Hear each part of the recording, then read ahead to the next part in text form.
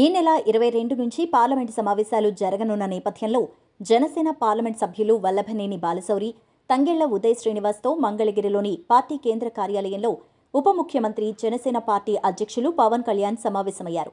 రాబోయే పార్లమెంట్ సమావేశాల్లో చర్చించాల్సిన అంశాలపై ఇద్దరు ఎంపీలకు దిశానిర్దేశం చేశారు. Temple tourism, eco tourism, medical టూరిజంపై దృష్టి పెట్టాలని, ఇటువంటి ప్రాజెక్టులకు ఆంధ్రప్రదేశ్ ఏ విధంగా అనుకూలమో కేంద్ర ప్రభుత్వం దృష్టికి తీసుకువెళ్లాలంటూ సూచించారు.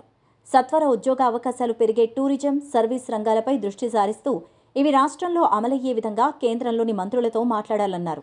సైన్స్ అండ్ టెక్నాలజీ రంగాల్లో పరిశోధనలపై బాగా దృష్టి సారిస్తే మెడికల్ లాంటి యువ శాస్త్రవేత్తలు బయటికి వస్తారన్న పవన్ కళ్యాణ్ కొత్త ఆవిష్కరణలకు ఆంధ్రప్రదేశ్ వేదికగా మారాలంటూ ఆశాభావాన్ని వ్యక్తం చేశారు.